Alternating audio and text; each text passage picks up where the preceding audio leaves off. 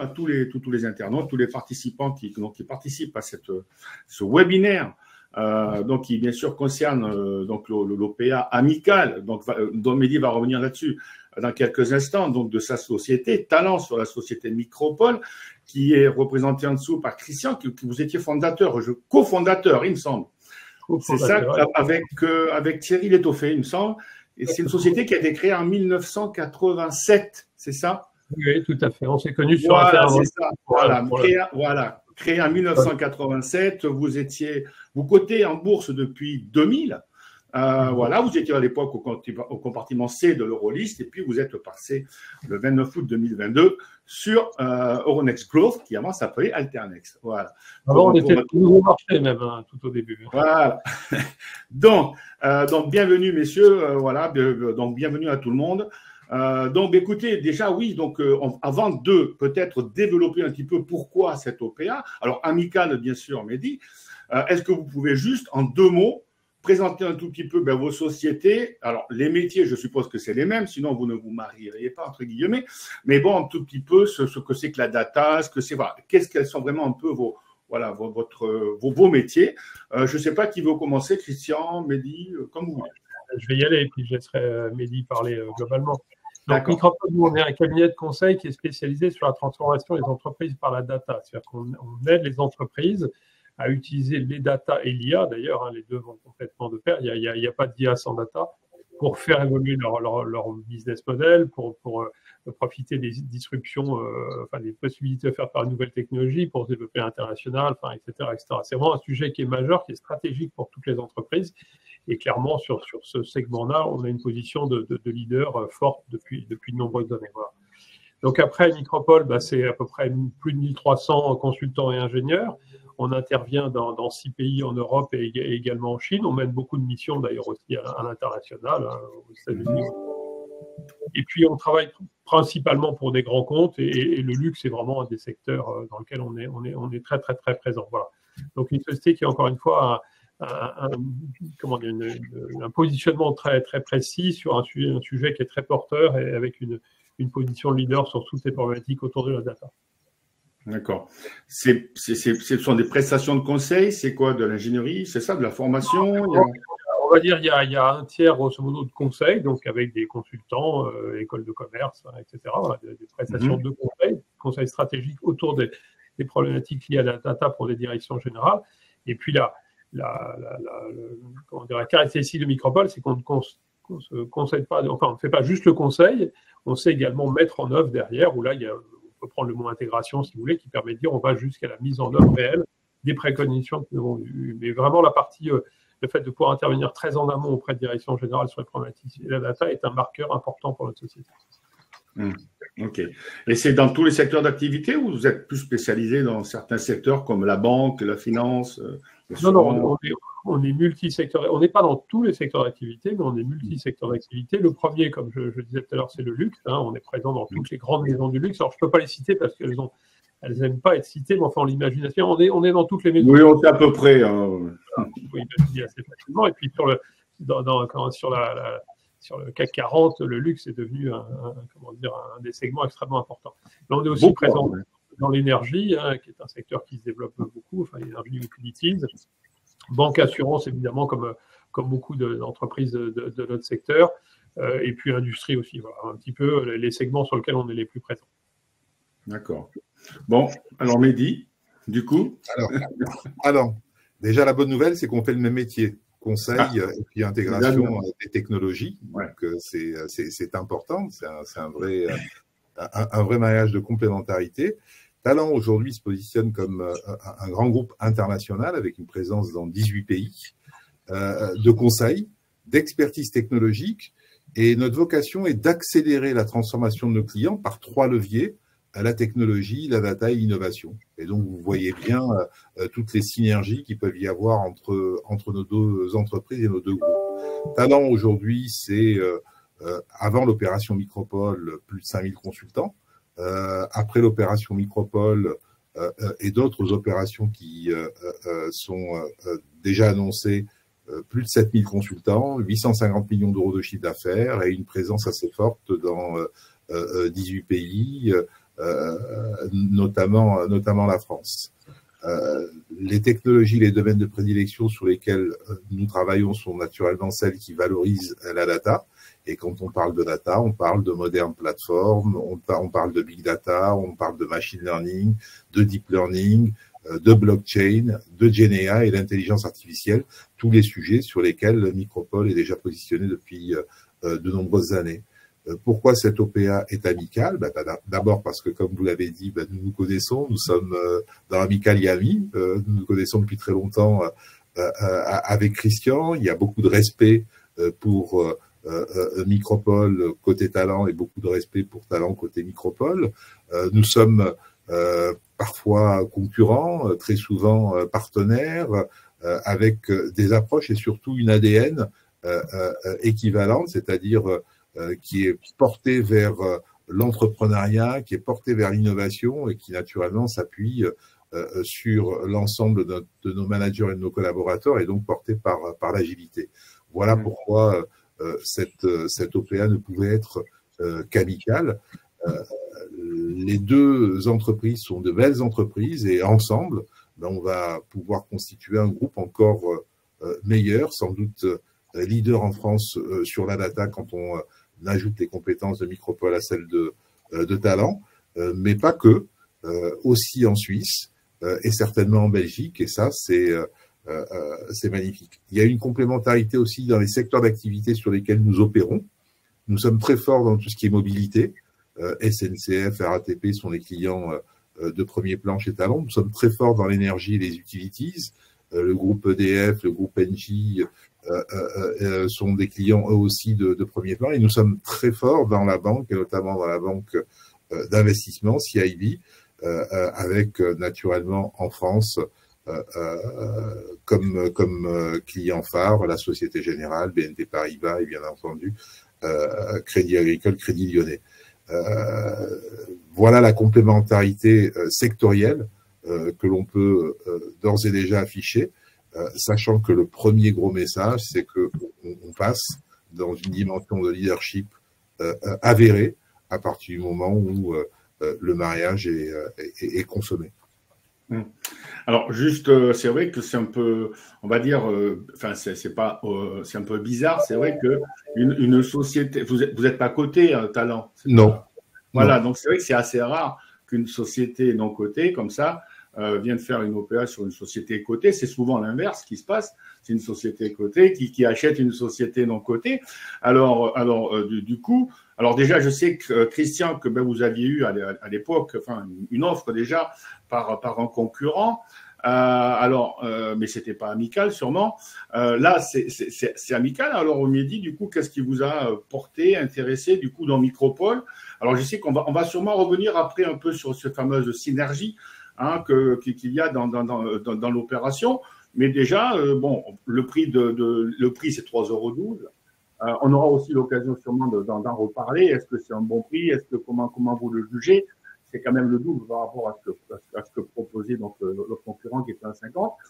Donc voilà, qu'est-ce qui vous a intéressé dans Micropole et vous, Christian, qu'est-ce qui vous a décidé d'accepter du coup, même si vous vous connaissez depuis longtemps, l'offre de Mehdi, tout simplement. Alors, côté pas côté, je pense que nos deux histoires sont légèrement désynchronisées. Hein. Vous l'avez souligné, Micropole a été créé fin des années 80, avec une décennie dans les années 90 qui apportait toutes les belles entreprises dont Micropole à s'introduire en bourse parce que le levier financier pour accélérer sa croissance était un levier plutôt boursier. Talent est né après la crise Internet, après un certain nombre de crises aussi financières en 2002. Et aujourd'hui, les sociétés comme les nôtres ont plus de facilité à trouver un partenariat financier auprès de fonds qu'auprès de la bourse. Et c'est ce qui fait que notre histoire, nous l'avons écrite avec plusieurs fonds successifs qui nous ont accompagnés, dont un très gros fonds actuellement Tower Group qui a été clé dans le deal que nous avons proposé à nos amis de Micropole. Donc voilà pourquoi nous ne sommes pas cotés et voilà pourquoi c'est une société non cotée qui achète une société cotée. Alors une société non cotée qui achète une société cotée, je dirais plutôt une société plus grande en termes de volume et de positionnement marché, ce qui est complètement normal et logique. Le prix, comment on le détermine? Eh bien, nous avons déjà réalisé bon nombre d'opérations de croissance externe, plus de 24 opérations de croissance réussies. Et à chaque fois, nous essayons de valoriser au mieux l'actif auquel nous nous intéressons, en se disant en quoi cet actif-là va pouvoir venir revaloriser l'actif global et nous permettre d'accélérer notre ambition, c'est-à-dire de devenir un grand groupe français, international, reconnu pour son expertise dans tous les pays dans lesquels il opère. Aujourd'hui, une vingtaine, demain, j'espère, une quarantaine, et Micropole va nous aider dans cette accélération. D'accord. D'ailleurs, si mes sources sont bonnes, il n'y a pas si longtemps, vous avez aussi racheté, vous avez fait notre croissance externe. C'est ça, en juillet 2024, il me semble. Oui. Non, c'est pas. Ouais. Oui. Oui, voilà, ouais, c'est ça. Donc, est-ce que le secteur il est pas plutôt en restructuration? Ou alors c'est notre secteur d'activité est un secteur qui se consolide. Donc, c'est un secteur dans lequel la consolidation se fait pour pouvoir constituer, créer un acteur toujours plus important. Nous, ce qui nous intéresse et ce qui nous a fédéré, Christian et moi, dans cette aventure, c'est que on ne voulait pas faire de la croissance pour faire de la croissance. On veut garder notre spécificité, notre expertise. Par contre, on veut aussi pouvoir accompagner, et sans les citer, Christian les a un petit peu dévoilés. Nos clients sont des grands clients qui ont une présence forte à l'international, et si on veut être en capacité de les accompagner partout où ils opèrent, nous devons aussi, nous aussi, croître, nous devons nous aussi grandir, nous devons nous aussi avoir une puissance de frappe de plus en plus importante. Par contre, ce à quoi nous devons aussi veiller, c'est de garder notre expertise, parce que c'est ça que nos clients viennent chercher. Donc, l'acquisition complémentaire que vous mentionnez, c'est Coexia. Coexia est une entreprise qui compte 1 millier d'experts dans le domaine de la data, dans le domaine de la géolocalisation. Et c'est sûr que Coexia plus Micropole plus Talent, ça donne un groupe qui fait plus de 7000 personnes en fin d'année, plus de 850 millions d'euros de chiffre d'affaires, et donc qui est capable de rassurer les grands clients qui sont les nôtres dans notre capacité à continuer à les accompagner en délivrant toujours une expertise de haut niveau. Voilà un peu ce qui nous fédère tous. Et puis, c'est un groupe d'entrepreneurs, c'est-à-dire un groupe où tous les fondateurs sont encore hands-on, sont encore là, sont encore investis et ont envie réellement de faire rayonner cette French Tech, cette capacité française que l'on a à tirer parti des nouvelles technologies pour les mettre au service de nos clients dans l'accélération de leur transformation. D'accord. Justement, donc, est-ce que vous pouvez, Christian ou Mehdi, nous résumer un tout petit peu donc les ambitions que vous avez et insister un petit peu sur les synergies et donc les fameuses fonctions transverses donc, dont vous avez parlé. Est-ce que vous pouvez préciser un tout petit peu? Oui, alors moi, ce qui m'intéresse le plus, c'est exactement ce qu'a dit Mehdi, c'est le côté synergie industrielle, si vous voulez. Ouais. Aujourd'hui, les nouvelles technologies, alors ça ne date pas de hier, mais ça s'accélère encore. Les technologies sont un vecteur indispensable, stratégique pour les boîtes. Oui. Que ça soit une banque dans les utilities, le luxe, etc., la capacité à tirer parti des opportunités ouvertes par une nouvelle technologie, alors on parle beaucoup de GenAI en ce moment, mais l'IA d'une manière générale, la data ou ce qui a pu être cité, la blockchain, etc., c'est stratégique pour une boîte. Donc, elle a besoin de sociétés qui vont l'aider à mieux comprendre ce que l'on peut faire de manière industrielle, pas juste un petit test dans un coin, mais déployer dans X agences, dans le monde entier, etc. Donc, des gens qui vont comprendre leur métier aussi, parce que tous ces investissements que font les entreprises, c'est pas juste pour le plaisir de la technologie, c'est parce que ça va accélérer leur positionnement, leur capacité, leur chiffre d'affaires dans leur secteur, etc. Donc, encore une fois, tous ces sujets Les entreprises ont besoin de prestataires, de partenaires qui les aident sur la partie conseil, mais qui font aussi la partie réalisation, qui ne se contentent pas de dire il faudrait faire ci, il faudrait faire ça, etc. Bon. Donc ça, c'est vraiment le paramètre de fond, c'est vraiment très, très important à comprendre. Bon. Une fois qu'on a vu ça, les synergies très fortes qu'a évoquées Mehdi, hein, c'est effectivement, alors, en ce qui concerne Micropole, sur la partie data. La data est un des principaux leviers, effectivement, sur tout ce que j'ai pu évoquer préalablement. Je parlais de l'IA. Si vous n'avez pas de data, vous ne faites pas d'IA. Ça n'existe pas. Voilà. Donc, en mélange. Ça se retrouve dans votre entreprise, l'IA, parce que c'est vrai que tout le monde parle de l'IA. Comment vous l'utilisez? Enfin, pratiquement, ça sert dans quel domaine? Pour nous, en besoin interne, vous voulez, en tant que tel? Oui, pour l'entreprise, oui. Ah oui, pour l'entreprise elle-même. Alors déjà, elle est utilisée par les gens qui sont sur la partie, comment dire, vraiment développement de solutions. Ça permet d'améliorer, d'aller plus vite, de tester les codes, de faire de la documentation, etc. Et puis après, on utilise déjà des outils internes qui permettent aux différents collaborateurs, eh bien, s'ils ont une question sur la partie RH, sur la partie marketing, sur la partie technologique, et on a développé ce qu'on appelle Maya, c'est un chatbot assez pointu sur la porte de GenAI qui permet d'aider nos collaborateurs là-dessus. Et ça, c'est les solutions internes, et j'en passe d'autres avec la partie IT pure. Et après, on a développé des solutions vis-à-vis chez nos clients. Alors, ils sont toujours un peu frileux quand on les cite, on va dire dans les directions juridiques de grandes banques, dans le domaine du luxe, etc., dans lequel aussi il y a une accélération tout à fait forte, et pas juste GenAI, mais l'IA d'une manière générale. Voilà. Donc là, la synergie qu'on va trouver entre Micropole et Talent, elle est déjà ce que fait aussi Talent dans le domaine de la data, bien évidemment, et puis la capacité à adresser encore plus des grands groupes et encore plus à l'international. Voilà, c'est une démultiplication. Et effectivement, je crois qu'on peut affirmer sans flagornerie, sans exagération, que le nouvel ensemble, au moins au point de vue français, on sera leader sur tous ces sujets autour de la data, c'est clair. Je pense qu'on a une particularité, c'est qu'on est des cordonniers bien chaussés. C'est-à-dire qu'on utilise ce que l'on préconise pour nos clients et on commence à avoir une taille qui ressemble à celle de nos clients, donc avec les complexités que l'on retrouve chez nos clients. Et à partir du moment où on les conseille sur l'utilisation d'une telle ou telle technologie, eh bien, il est évident qu'on peut leur montrer, en ce qui nous concerne, qu'on a su l'adopter, qu'on a su l'utiliser et qu'on a su en tirer parti.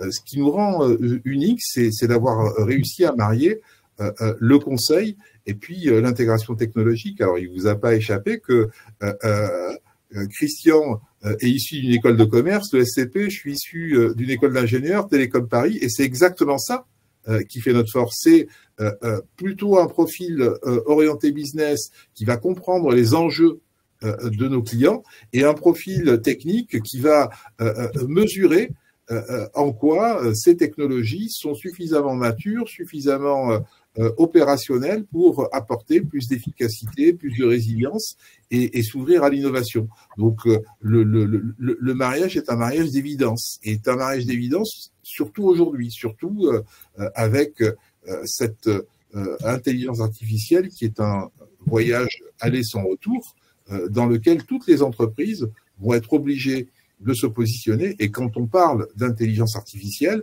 en fait, on s'aperçoit qu'elle repose sur trois grands piliers. Le premier, c'est une capacité de calcul qui est accessible à tout le monde. Donc, c'est pas sur ça qu'on va faire la différence. Le deuxième, c'est les algorithmes qui eux aussi sont en capacité, sont à portée de tout le monde. Et donc, c'est pas sur ça que se fera la différence. Et le troisième, et Christian l'a fortement souligné, c'est la qualité des data. Et c'est là que se fait la différence. Et c'est pour ça que notre focus, pour pouvoir rendre les entreprises plus efficientes dans l'utilisation de l'intelligence artificielle, c'est de leur dire il faut d'abord se concentrer sur les data, la bonne data, la data intègre, la data solide, et à partir de cela, en nombre suffisant aussi, et à partir de cela, vous pourrez faire tourner vos algorithmes et bénéficier des puissances de calcul qui sont à disposition de tout le monde, et donc prendre des positions avec des avantages compétitifs. Si je reviens un tout petit peu sur Micropole, je pense que, enfin, je sais pas, mais l'intérêt est peut-être aussi à l'international, Christian, parce qu'il me semble que vous faisiez à peu près 64%, un peu moins, de chiffre d'affaires qui était purement en France, je pense, et que là, du coup, vous allez pouvoir justement avoir d'autres horizons, l'Europe, j'ai vu le Canada, l'Asie, les États-Unis, c'est ça, enfin que c'est un peu ça. Oui, alors aujourd'hui, on fait effectivement à peu près 40% de notre chiffre d'affaires à l'international. Hein. Donc, comme je l'ai dit, en Europe et également en Chine, on est présent à Shanghai et puis à Hong Kong, en suivant pas mal de clients du luxe, évidemment. On mène déjà un certain nombre de projets aux États-Unis ou en Australie ou au Japon, des choses comme ça. Par contre, on n'a pas d'implantation proprement dit là-bas. Donc, c'est vrai que le rapprochement avec Talent va faciliter ce genre de choses pour aller plus loin sur la partie internationale, oui, clairement. D'accord. C'est effectivement ce qu'on apporte, hein, c'est-à-dire ce cran d'avance avec une présence assez forte en Amérique du Nord, plus de 650 consultants entre le Canada et les États-Unis, une grosse présence aussi au UK avec plus de 650 consultants et une présence complémentaire au Benelux et en Suisse, là où Micropole est déjà présent et qui va nous permettre, en mixant les deux équipes, réellement de nous afficher comme un leader incontesté en Suisse et un leader en devenir au Benelux. Une présence aussi en Espagne plus forte pour Talent qui permettra aussi à Micropole de venir se positionner sur ce marché qui est un marché, comme vous le savez, qui va nous ouvrir les portes de l'Amérique latine. Oui, ok. Alors, juste 2 secondes, je reviens au niveau de ces synergies. On a vu des synergies tout à l'heure au niveau des deux entreprises, mais au niveau des coûts, de l'emploi, etc., ça se passe comment? Est-ce que vous avez... on est plutôt dans une dynamique de conquête, nous, donc on n'est pas dans le rapprochement que l'on a est un rapprochement offensif. Nous, notre ambition, je vous le disais, on finira sans doute à un peu plus de 850 millions d'euros de chiffre d'affaires cette année. Ça veut dire que le milliard d'euros, qui est un des premiers paliers importants à atteindre, on l'atteindra sans doute l'année prochaine. Et derrière, on est en train de réfléchir à l'écriture de la prochaine aventure qui nous mènera de 1 à 2 milliards et demi à horizon 2030. Ça veut dire que nous ne sommes pas dans une dynamique d'optimisation de nos ressources internes pour pouvoir faire plus avec moins, mais réellement dans une dynamique de conquête parce que le marché sur lequel on est un marché qui, allez, je vais dire infini sans fin, mais sur lequel nous avons des atouts et que ce serait dommage de ne pas aller à la conquête des différents endroits dans lesquels nous ne sommes pas encore présents pour pouvoir faire valoir nos compétences. Donc on est plus dans une synergie par le haut, synergie commerciale, synergie d'offres, synergie de recrutement. On a un centre d'innovation et de recherche avec 30 docteurs chez Talent. Il y a des initiatives équivalentes chez Micropole et l'idée, au contraire, c'est de faire que 1 plus 1 fasse plus que 2. Ouais, ok. D'accord. Moi, je veux compléter ça parce qu'effectivement, à 100% dans le sens de ce que disait Amélie, la valeur d'entreprise comme les nôtres, c'est les hommes et les femmes qui sont dedans, uniquement. Donc, le raisonnement, c'est certainement pas de dire on est X d'un côté, Y de l'autre, on a fusionné, puis on va licencier X%. Ça n'a aucun sens. La logique, c'est les gens qui sont dedans. Donc, le but, c'est de se développer. Voilà. Donc, moi, je n'ai pas de jugement à porter sur ce qui peut être fait dans d'autres industries ou peut-être que c'est la logique. Mais là, c'est absolument pas ça. Le but, c'est créer plus, pas moins. Alors maintenant, on va parler peut-être un tout petit peu plus de l'opération en elle-même. Est-ce que Mehdi ou Christian, vous pouvez rappeler un tout petit peu le calendrier? Je crois que la fin, c'est le 11 octobre, il me semble, 2024. Je prendrai, du moins pour passer ces ordres chez Bourse Direct, je prendrai peut-être tout à l'heure la main et montrerai aux personnes qui sont clientes comment faire pour apporter ces titres à l'offre. Est-ce qu'il y a des conditions particulières pour que l'opération se réalise déjà? Alors, ce que je vais faire, je vais peut-être faire un mini historique aussi, parce qu'il y a un de vos auditeurs qui pose la question. Oui, effectivement, il y a eu une OPA inamicale sur Micropole qui date du 23 mars ou 23 ou 24, je ne sais pas. D'accord. Inamicale dans le sens où il n'y avait aucun échange, il n'y avait pas de projet industriel réellement étayé, et puis la valorisation de l'entreprise qui était donc à 1,50 ne reflétait pas la valeur industrielle clairement de Micropole. Voilà. Donc, il y a eu un processus pour chercher une offre concurrente par rapport à ça. On a eu de nombreux échanges et effectivement, on a conclu avec Talent fin mai, je crois. Après, il y a eu différentes étapes. Tout ça est extrêmement normé. Et au passage, encore une fois, nous, ce qui nous a amené c'est-à-dire aller dans ce sens, à choisir de se rapprocher de talent. C'est le sujet entrepreneurial qu'a déjà évoqué Mehdi. Mehdi est un entrepreneur, je suis un entrepreneur. Non pas en disant qu'on est entrepreneur, qu'on soit, au-dessus des autres, mais disons qu'il y a un ADN qui est similaire. Voilà, ça c'est clair. Bon. La deuxième chose, c'est effectivement, on l'a suffisamment explicité, je pense qu'il y a une logique industrielle qui est excellente. Et puis la troisième, et là je pense que ça va parler certainement à nos auditeurs, c'est qu'il y a un prix de l'offre qui est donc à 3,12, qui est évidemment beaucoup plus intéressant que l'offre précédente, et donc qui, je pense, est un excellent opportunité pour l'ensemble des actionnaires. Voilà. Alors un point complémentaire, donc l'OPA initiale de Miramar l'offre a été retirée en date du 10 septembre, donc il n'y a plus qu'une seule offre. Donc les gens qui auraient déjà amené leur titre à la première offre, les ordres de vente sont forclos, enfin juridiquement parlant, si j'ose dire, et donc ils peuvent tout à fait ramener leurs offres par rapport à ça. Le timing, vous l'avez évoqué, on a eu l'approbation du collège de l'AMF le 9 septembre, l'offre a ouvert le 11 septembre, elle a ouvert jusqu'au 15 octobre, voilà. Donc, oui, on dit à chaque fois, c'est essayer de ne pas faire ça le 15 octobre à 17h24, si j'ose dire, peut-être prendre un tout petit peu avant, compte tenu des sujets de transmission entre les différents intermédiaires financiers de manière générale. Mais clairement, c'est une opportunité extrêmement intéressante pour l'ensemble des actionnaires d'apporter à l'offre.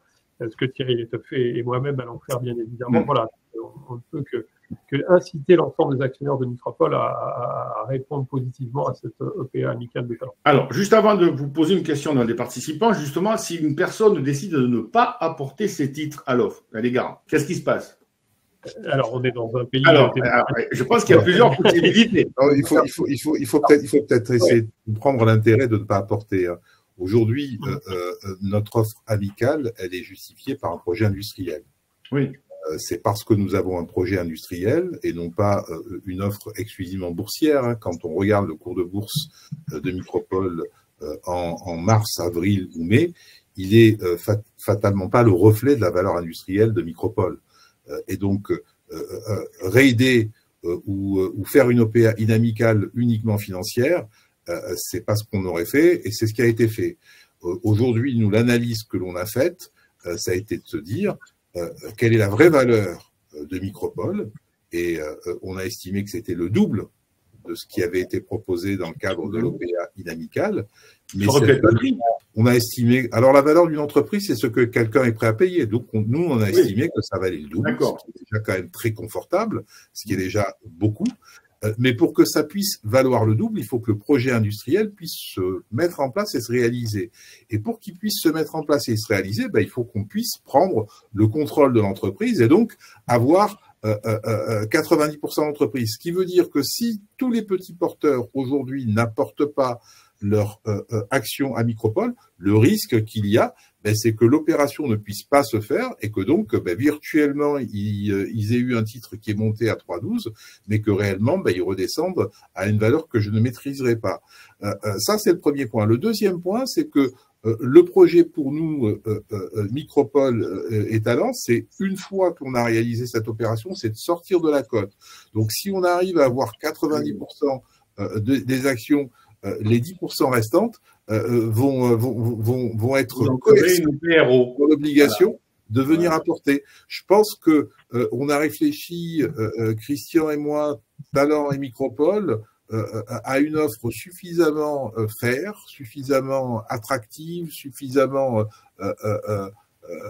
intéressante pour que le sujet soit clos et que le jour où l'opération, qui est, comme l'a dit Christian, est très normée, très structurée, puisse se faire, et bien que chaque petit ou grand porteur ne se pose pas de questions métaphysiques et se dise c'est génial, je vais faire une bonne affaire, merci aux dirigeants de Micropole de nous donner cette opportunité. Alors je leur demande pas de me remercier, mais merci aussi à Talent d'y avoir contribué. Mais le premier remerciement, il est envers les dirigeants de Micropole qui ont réagi positivement à l'OPA inamicale et qui ont réussi à trouver une valorisation bien supérieure pour l'ensemble des petits actionnaires. Donc moi, je les invite vraiment à apporter leurs titres, sans quoi l'opération risque de ne pas se faire. Et si elle ne se pas, c'est dommage. Parce que l'opération peut être contestée, c'est vrai, par un concurrent, par des actionnaires aussi, non? Non, à ce titre-là, elle ne peut pas être contestée, elle peut ne pas se faire. Si ils ne vont pas avoir la majorité des actions, l'opération ne se fait pas. Juste pour la contestation, le projet d'offre a été déposé à l'AMF l'a approuvé, il y avait un délai reprenons le terme contestation, qui est fermé de toute façon. Donc l'offre, sur ce point-là, elle ne peut pas être contestée.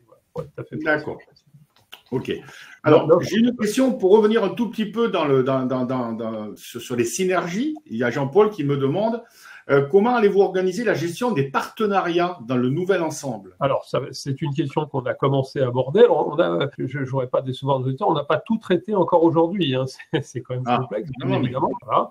Donc, mais là aussi, on retrouve la complémentarité. Talent a un positionnement extrêmement fort sur un grand nombre de partenaires. Il en est de même pour Micropole. Et quand on a fait l'analyse initiale, le recouvrement entre ces partenaires est somme toute relativement limité. Donc, ça ne va être que du plus. Voilà. Donc, on est en train de travailler. Hein. Laissez-nous un petit peu de temps pour voir comment ça va fonctionner. Mais Micropole a un partenariat très fort avec le partenaire X. Il va garder le partenariat et Talent. Mais tout ça est dans le cadre du rapprochement. Donc, ça va être le nouvel ensemble qui va devenir plus puissant vis-à-vis des partenaires. On va pouvoir aller voir un partenaire pour dire, OK, maintenant, la somme des deux est quand même extrêmement significative. En termes de ranking, on passe du numéro 3-4 au numéro 1-2, etc. Voilà. Donc, de toute façon, ça va être que très positif. Après, l'organisation concrète, on est en train de travailler. D'accord. Et puis, nous ne sommes que fiancés pour le moment. Donc, pour pouvoir réaliser ces opérations-là, il faut qu'on se marie. Et pour qu'on puisse se marier, il faut effectivement que ces opérations réussissent. Sinon, on va rester fiancés, mais on ne pourra pas aller au bout de la logique industrielle qu'on a imaginée. Donc, aujourd'hui, les choses sont relativement claires dans notre esprit. On sait exactement ce qu'il faudrait faire pour pouvoir construire un groupe de premier plan assez rapidement. Il faut maintenant que l'opération aille à son terme pour qu'on puisse avoir la possibilité de la réaliser. Donc là, vous confirmez que si vous avez moins il reste moins de 10% d'actions dans le public, on va dire d'ici les 3 mois, vous lancerez une offre publique de retrait obligatoire. Oui. D'accord, voilà. Donc, il faut que... OK. OK, qu'est-ce que je voulais dire? Oui, donc, au niveau de l'organisation, le nouvel organigramme, Christian, vous allez avoir quoi, du coup, comme fonction maintenant? Écoutez, je vais rejoindre le conseil de surveillance, le comité exécutif. Hein, tout ça a été écrit et validé dans nos accords. Encore une fois, comme vient de le dire Mehdi, si l'opération aboutit, mais on en est persuadé qu'elle va aboutir et on fait tout pour que ce soit le cas, bien évidemment. Donc moi, je vais concerner un rôle actif, ça c'est important. Je vais reprendre le terme hands-on sur le sujet en amenant ma compétence sur les sujets conseil et data pour continuer à favoriser le développement du nouvel ensemble. D'accord. Et Mehdi? Alors moi, je vais continuer à piloter le groupe. La vision, elle est relativement claire, elle est partagée. Maintenant, tout est dans l'exécution, donc il faut que... Il y avait Thierry aussi, parce que Thierry Létoffé, c'est un des fondateurs. Donc lui aussi va rester dans le... Oui, Thierry, lui, est ingénieur de formation, donc il est plus sur les aspects technologiques, mais bien sûr qu'il va être actif dans le nouvel ensemble. Oui. D'accord. Alors, il y a Antoine qui me demande si Micropole va rester une entité juridique à part entière. Alors, la même réponse que ce qu'on a fait il y a quelques temps. On n'en sait rien pour l'instant. Voilà, il faut voir un petit peu. Bon, maintenant... De toute façon, il y a un certain nombre de sujets. Enfin, comment dire ça? Du point de vue opérationnel, peu importe. Excusez-moi de le dire de cette manière-là. C'est pas ça qui est important. Après, une structure juridique derrière, il y a un certain nombre d'aspects excessivement complexes à traiter, du point de vue du personnel, du point de vue historique, du point de vue de la finance, etc. Donc, on peut fortement parier que Micropole va rester une entité juridique pour un certain temps. Voilà. Après, vous mettrez sur le mot certain que vous voulez, mais c'est pas la priorité du sujet. La priorité du sujet, c'est de développer l'activité, avoir les meilleures synergies commerciales et industrielles très rapidement. Pour apporter une valeur ajoutée un petit peu aux clients des deux groupes, quoi, en fait. Oui, mais si vous voulez, le client, l'entité juridique, c'est pas ça c'est pas son sujet. Au-delà de notre préoccupation, c'est nos clients, bien sûr, mais c'est aussi nos consultants. Je veux dire, il faut qu'on ait, nous, on est des entreprises qu'on appelle people business. Ça veut dire que nos deux actifs qui sont volatiles sont nos clients et nos consultants. Et sans consultants, ben, on peut rien faire. Avec des consultants et sans clients, on peut rien faire. Ce qui veut dire que les deux prunelles de nos yeux, c'est d'un côté nos clients et nos consultants. Ça veut dire qu'il faut qu'on ait une vision stratégique suffisamment sharp pour pouvoir être en capacité d'avoir la bonne proposition de valeur à proposer à nos clients. Et il faut qu'on ait un terrain de jeu suffisamment attractif pour que tous nos collaborateurs continuent à prendre plaisir dans notre groupe et à grandir, à s'épanouir et apporter des solutions de premier niveau à nos clients. Voilà. Mais ça, c'est des choses que l'on fait depuis près de 40 ans. Christian et moi, chacun de son côté, et puis là, le plaisir qu'on va avoir, c'est qu'on va pouvoir les faire ensemble. Mais on ne découvre pas notre métier, on le connaît par cœur. Oui, bien sûr. Alors, il y a une question, mais je pense qu'elle recoupe un tout petit peu ce qu'on a dit tout à l'heure, il me semble. Hein, mais bon, il y a Raphaël qui demande, alors, Micropole intégrant la constellation Talent maintenant, les opportunités commerciales seront-elles profitables et aux autres? Autrement dit, est-ce qu'il y aura des passerelles commerciales? Ben, non, on va bosser chacun de son côté sans se parler. Bah oui, évidemment. C'est le but, hein, si vous voulez, voilà, de dire Micropole a une image sur la data extrêmement forte. Il y a d'autres sujets sur lesquels on n'a pas les compétences, clairement, et inversement, mon capitaine avec Talent immergeable. Donc, bien sûr qu'il va y avoir des passerelles commerciales. Enfin, c'est évident, indispensable, logique, nécessaire. On pourrait mettre tout ce que vous voulez. Il y a une nécessité, une obligation, enfin un besoin, une envie, bien sûr, de faire des passerelles commerciales sur tous ces sujets. C'est tout à fait logique. Encore une fois, notre projet, c'est pas de faire mieux avec moins, c'est de faire mieux avec plus.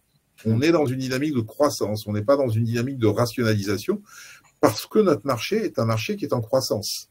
Le marché sur lequel on est peut-être l'un des rares marchés qui continue à avoir une croissance et qui va continuer à afficher cette croissance à minima sur les 5 à 10 prochaines années, le temps que toutes les entreprises puissent faire leur transition numérique et faire aboutir tous les projets de transformation qu'elles ont engagés et qu'elles vont engager. Donc, ce serait quand même dommage, à partir du moment où on a toutes ces compétences, d'être dans une position défensive et pas offensive. Donc, nous, on est offensif. On veut faire plus avec plus. Alors, j'ai une autre question qui vient de tomber de la part de John. Comment vos deux sociétés sont positionnées sur le nearshore et l'offshore? Alors, je prends peut-être la question parce que nous avons démarré les activités de nearshore il y a quelques années et je dirais qu'aujourd'hui, la question du nearshore est plus à poser de cette façon-là. Parce que le Covid a montré que nos clients avaient gagné en maturité et étaient capables d'aller solliciter l'expertise là où elle était, parce que le premier souci, c'est de pouvoir accéder à l'expertise et pas forcément accéder à une ressource qui se trouve dans leurs locaux. Et donc, nous avons décidé de débaptiser nos centres de nearshore depuis 2 ans en les appelant centre of expertise, c'est-à-dire centre d'expertise. Et en nous disant, en fait, notre objectif, compte tenu de la rareté de l'expertise, c'est d'aller la chercher là où elle est et pas forcément de la faire venir là où nous sommes et de la conserver là où elle est. Ça veut dire qu'aujourd'hui, nous avons des centres d'expertise en Afrique, en Tunisie, au Maroc, à l'île Maurice. Nous en avons en Europe, en Hongrie, en Pologne, en Espagne. Nous en avons en Amérique latine, au Mexique et au Pérou. Et nous allons continuer à développer ces centres d'excellence, ces centres d'expertise, là où ça sera plus facile pour nous de recruter cette expertise et de la mettre à disposition de nos clients. Donc, on n'est pas dans une logique de nearshoring à la mode indienne, où je vais pouvoir faire bénéficier de mes clients, à mes clients des compétences en masse à coût réduit. Non, je vais pouvoir faire bénéficier à mes clients de l'expertise reconnue là où elle est. Et si elle doit être dans les locaux de nos clients, eh bien, nous en avons. Et si elle peut ne pas être dans les locaux de nos clients, eh bien, nous en avons. Et ça, c'est un levier et une corde supplémentaire que l'on va pouvoir apporter à l'arc de Micropole qui, jusqu'à présent, avait développé des compétences dans les marchés en proximité de ses clients. Ok. C'était pour répondre à John. Juste un petit mot sur Le RSE, vous avez… Oui, est-ce que vous pouvez dire un tout petit mot il me semble que oui, vous avez intégré, je crois, le top 1%. Est-ce que vous pouvez développer un tout petit peu? C'est un sujet… Oui, vas-y. Juste un mot, et je laisserai Mehdi compléter. Oui, c'est un sujet qui est très important, déjà en tant que citoyen, tout simplement. Enfin, voilà, oui. On est tous concernés, un titre individuel, voilà. Oui. Évidemment, ça intéresse, ça intéresse pas le bon terme, mais nos collaborateurs sont fortement attentifs à tous ces sujets, bien évidemment, et puis nos clients également le sont. Donc, autant les deux sociétés, chacune, selon son positionnement, est très attentif en interne à tous ces sujets avec les normes qui sont importantes par rapport à ça. Et puis, à côté de ça, nous aidons aussi nos clients qui eux-mêmes veulent avancer sur ces sujets, autant pour des raisons de compliance, je pense à la norme, le sujet CSRD qui est en train de monter en puissance, et donc aussi accompagner nos clients sur ces problématiques. Voilà. Donc autant en interne qu'en externe, oui, c'est un sujet qui est effectivement important. D'accord. Alors, j'ai une petite question. Où c'est qu'on peut trouver les informations relatives à l'OPA, du coup? Alors, il y a un site qui s'appelle opa.micropole.com dans lequel vous retrouvez l'intégralité des informations. Dans ce site, il y a également une adresse mail avec laquelle vous pouvez communiquer, bien évidemment. Voilà, donc, et puis, il y a bien sûr un certain nombre de communications, dont celles que nous sommes en train de faire à l'heure actuelle, qui vous donneront l'ensemble des informations. Mais du point de vue purement, on va dire, réglementaire, le site que je viens d'évoquer est celui où vous trouverez l'ensemble d'informations globales de l'opération. Alors, j'ai une question un petit peu de John encore. Comment le développement de l'activité freelance vous impacte-t-il? Il nous a impacté comme tout le temps. Je veux dire, l'activité freelance, c'est une activité que l'on utilise. Oui, vous utilisez sûrement. On a une expertise qui nous échappe et qui valorise, qui augmente notre proposition de valeur chez les clients. Maintenant, nous, notre volonté, c'est plutôt d'avoir des collaborateurs qui vont venir grandir, s'épanouir, évoluer dans nos structures. Voilà, après, le freelance, je dirais, n'est ni un ami ni un ennemi. C'est une composante avec laquelle on compose, oui. D'accord. Juste une question comme ça qui me vient. Un jour, peut-être vous envisagez-vous de justement vous introduire en bourse? Nous réintroduire en bourse? Oui, alors, on ne sait jamais parce que vous avez beaucoup de développement à venir, plein de choses à faire. Il faudra financer tout ça aussi. La bourse est un levier financier. Oui, voilà. Au même titre que les banques, au même titre que les institutions financières, au même titre que les fonds. Et c'est vrai que c'est pour ça que je signalais cette désynchronisation de création d'entreprise. Dans les années 90, le levier financier le plus important, et début des années 2000, c'était la bourse. Et si on avait eu une entreprise en 2000, on aurait eu… on a été très malin de l'introduire en bourse. Ça n'a pas été notre cas dans mon aventure précédente, puisque c'était Valoris, alors que Christian a eu la bonne idée d'introduire son entreprise en bourse et donc de bénéficier en 2000 financier. Quand nous avons créé Talent et quand nous avons eu à actionner des leviers financiers, le levier financier le plus optimisé pour nous, c'était celui naturellement de la dette, puis du fonds. Et aujourd'hui, on a encore des fonds qui ont beaucoup d'appétit, beaucoup d'appétence. J'étais hier à une convention organisée par Goldman Sachs à Londres.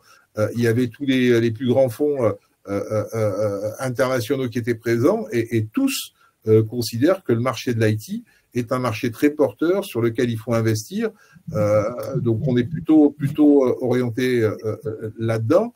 Mais on ne peut pas dire, Fontaine, je ne boirai jamais de ton eau. Alors, juste une petite parenthèse, parce qu'avec la hausse fulgurante et des taux d'intérêt qu'on a connus, même si la Fed a baissé 50 points de base mercredi, vous n'avez pas eu un peu de difficulté, non, je sais pas, pour le financement, tout ça, c'est parce que le coût de l'emprunt n'est pas le même. Justement, quand vous avez des projets comme ça, c'est… Alors, c'est pas une difficulté, c'est que ça coûte plus cher. Maintenant, ça dépend pour qui. Si vous êtes en bonne santé, ça coûte un petit peu plus cher, mais vous pouvez vous le permettre. Et si vous êtes en mauvaise santé, ça coûte trop cher pour que vous puissiez l'actionner.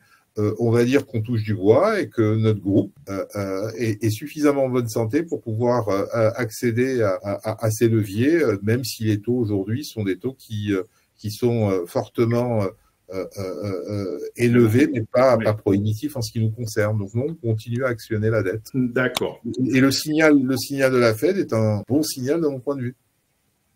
Oui, la BCE aussi a baissé un tout petit peu, mais bon, on verra ce qui passera par la suite. Hein. Elle n'a pas baissé suffisamment, mais bon, passons. Ah, bah ça, voilà, quand ça monte, on est assez. Oui, non, mais c'est sûr. Non, mais c'est sûr. Bon, après, bon, il y a d'autres soucis qu'il fallait, qu'ils avaient à faire, donc l'inflation, etc., etc. Le coût des matières premières, d'ailleurs, tiens, vous n'avez pas été impacté par le coût le prix des matières premières, justement, tout ce qui vient de Chine, tout ce qu'il y a. À partir du moment où nos clients sont impactés, nous sommes impactés aussi, mais après, c'est pareil. Nous sommes impactés parfois négativement, mais parfois positivement, parce que l'impact des coûts des matières premières chez nos clients peut déclencher l'arrêt de projets de transformation ou peut déclencher, au contraire, l'accélération de projets de transformation, parce que quelque part, une meilleure utilisation de la data peut aider aussi nos clients à faire face à ces problématiques. Okay. Donc c'est toujours pareil, hein, comme disent les Anglais, every difficulties. Ça peut être du coup des opportunités de marché, des opportunités. Exactement. Micropole est très présent sur toutes les solutions de pilotage budgétaire, etc. Voilà. etc. Sur la partie financière et sur la partie supply chain, on a très forte compétence sur le sujet. Donc on mène beaucoup de projets, effectivement, sur la partie supply chain dans tous les secteurs d'activité, bien sûr. Encore une fois, le monde est face à plein d'enjeux, mais enfin, ça a toujours été le cas. Hein, faut pas il y a toujours quelque chose qui... Voilà, ça n'a jamais été un lit de rose. Hein. Et à partir de là, ce que les entreprises ont bien perçu, c'est que les technologies au sens large, et notamment celles qu'on a pu évoquer autour de la data et de l'IA, sont un des meilleurs leviers pour répondre à ces enjeux. Voilà. Donc, bien sûr qu'on est tous plongés dans un contexte macroéconomique qui est ce qu'il est, mais les prestations que nous offrons à nos clients sont des prestations offensives pour eux, voilà, qui leur permettent de répondre du mieux possible à leurs enjeux, les enjeux qu'elles ont eux-mêmes. Nous sommes des bateaux à voile, hein, donc il faut savoir réorienter sa voile en fonction du vent. Et c'est là que vous voyez les bons et les mauvais patrons, ceux qui arrivent à sentir le vent suffisamment tôt pour réorienter leur voile et tirer les bons bords, et puis ceux qui se font déborder. Vous savez que si vous avez fait un petit peu de voile, si vous prenez pas le vent comme il faut, vous pouvez chavirer. Ouais, bon, moi, je n'ai pas fait de la voile, j'ai fait de l'avion, mais bon, c'est un peu pareil. Voilà. Bon, je vois que le temps passe. Juste, vous pouvez faire un tout petit résumé. Je vais partager le site de Bourse Direct pour les personnes qui sont présentes, pour leur montrer comment, sur notre site, apporter les titres pour les gens qui le souhaitent à l'opération. Voilà, comme ça répondra déjà à une grande partie de questions.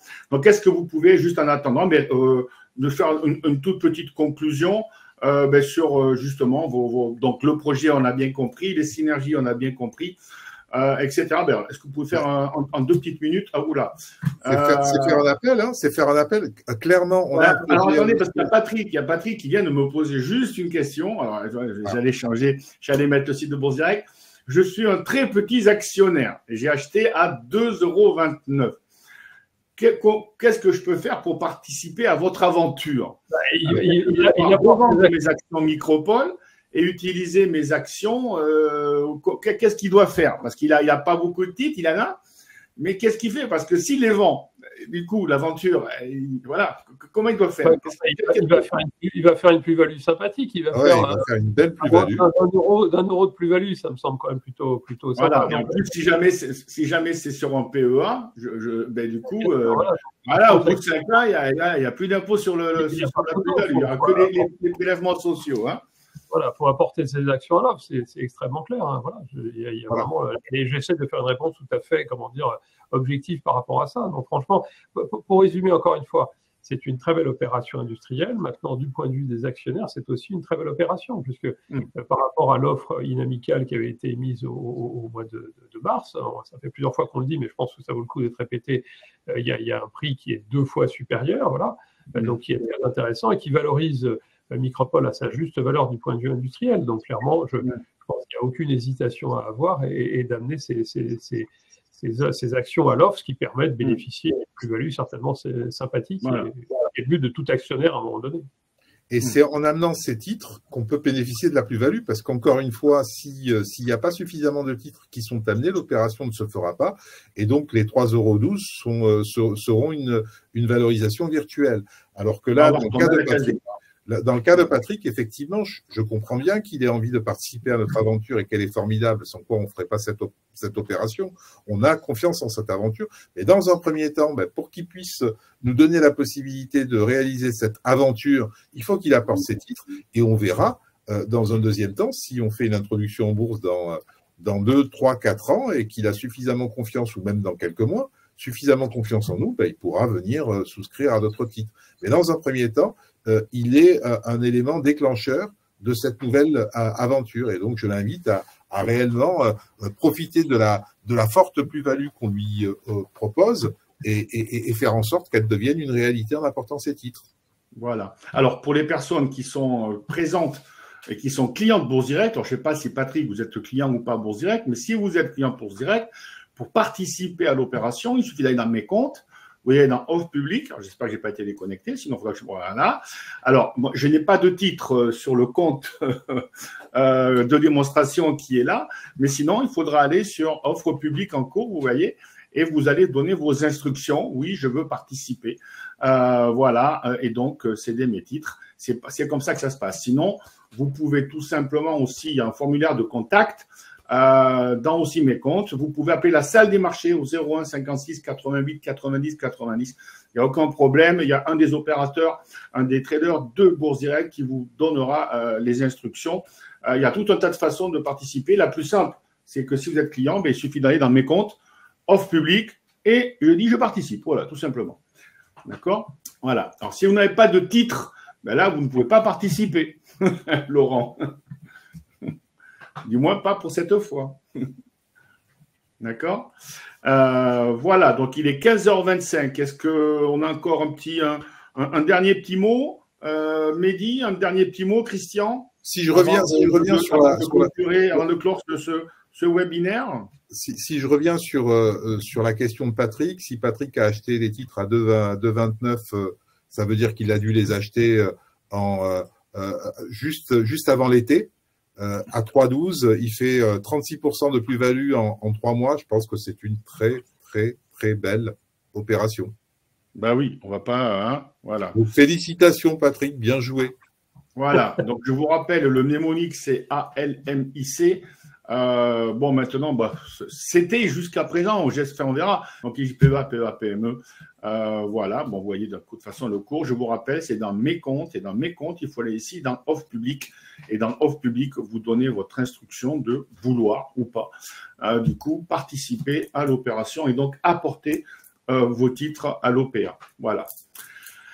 Voilà, je n'ai plus d'autres questions sous les yeux. Christian, Mehdi, encore une fois, peut-être bonne synergie, je ne sais pas. Bon, merci. Allez, voilà. Hein, on a vu qu'il y en avait pas mal. Hein, on a vu qu'il y avait pas mal de synergie. Voilà, vous avez pas mal d'ambition pour les deux entreprises, ou du moins la nouvelle entité, on va dire. Voilà, écoutez, je vous souhaite de très très bonnes chances. Peut-être qu'un jour, on participera à une introduction en bourse, pourquoi pas. Oui, hein, avec plaisir. Voilà, d'accord. Alors, Laurent, oui, parce que si vous n'avez pas de titre, vous ne pouvez pas participer à l'OPA, Laurent. Pour pouvoir participer, il faut avoir des titres, d'accord.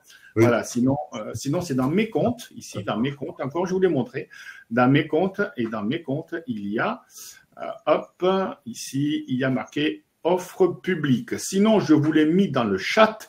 Vous pouvez retrouver toutes les informations sur opa.micropole.com. Voilà, opa.micropole.com. Vous aurez tout le détail de l'opération sur cette OPA, donc de Talent sur Micropole. Voilà. Écoutez, je vais arrêter ce webinaire. Je vais vous dire au revoir à tout le monde. Au revoir Mehdi, au revoir Christian. Merci beaucoup. Voilà, merci beaucoup d'avoir répondu à tout un tas de questions. Vous avez vu qu'elles viennent des fois au fil et à mesure, comme ça. Mais bon, c'est un petit peu l'avantage de ce schéma. Comme ça, au moins, les clients et les internautes ont des réponses tout de suite un petit peu à leurs préoccupations. Voilà. Je vous dis merci. Peut-être à bientôt. Merci. Merci. Hein?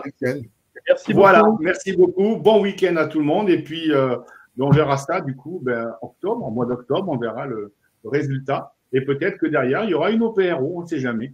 Voilà. Merci. Excellent week-end à tout le monde. Merci d'avoir pris du temps pour participer à ce webinaire. De toute façon, il est enregistré. Donc, vous retrouverez sur la chaîne YouTube de Bourse Direct et d'autres réseaux, bien sûr, auxquels nous appartenons. Allez. Très bon week-end à tout le monde. Merci. Au revoir, Mehdi. Au revoir, Christian. Au revoir tout le monde.